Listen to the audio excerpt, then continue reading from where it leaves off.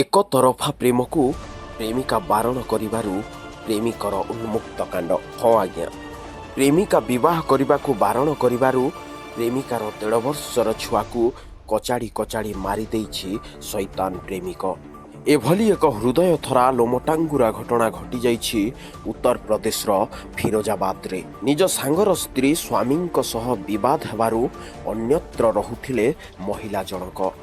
ମହିଳା ଅନ୍ୟତ୍ର ଏକୁଟିଆ ରହିବାର ସୁଯୋଗ ନେଇ ସମ୍ପର୍କ ଯୋଡ଼ିଥିଲେ ଏହି ଶୈତାନ ପ୍ରେମିକ ବିରାଜ। ଧୀରେ ଧୀରେ ବିରାଜ ଏହି ମହିଳା ଜଣକକୁ ଏକତରଫା ପ୍ରେମ କରି ବସିଲା ଶୈତାନ ବିରାଜ। ମହିଳା ଜଣକକୁ ବିବାହ କରିବାକୁ ପ୍ରସ୍ତାବ ମଧ୍ୟ ଦେଲା।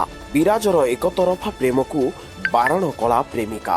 ମୋର 1.5 ବର୍ଷର ପୁଅ ଅଛି, ମୋ ପୁଅ ଥିବା ଯାଏଁ ମୁଁ କାହାକୁ ବିବାହ କରିପାରିବି ନାହିଁ ବୋଲି ରୋକଠୋକ ମନା କରିଦେଇଥିଲା ପ୍ରେମିକା।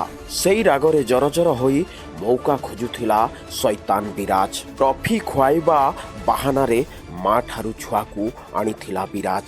ମହିଳା ଜଣକ ବିଶ୍ୱାସ କରି ଛାଡ଼ି ଦେଇଥିଲା ତା ପୁଅକୁ। ଟ୍ରଫି ଖୁଆଇବା ବଦଳରେ 8 ଥର କଚାଡ଼ି କଚାଡ଼ି ମାରିଦେଲା ଶୈତାନ ପ୍ରେମିକ। ମାର ରାଗକୁ 1.5 ବର୍ଷର ପୁଅ ଉପରେ ସୁଝାଇଲା ଶୈତାନ ପ୍ରେମିକ। ଏବେ ଶୈତାନ ପ୍ରେମିକକୁ ଏନକାଉଣ୍ଟର କରିଛି ଉତ୍ତରପ୍ରଦେଶ ପୋଲିସ।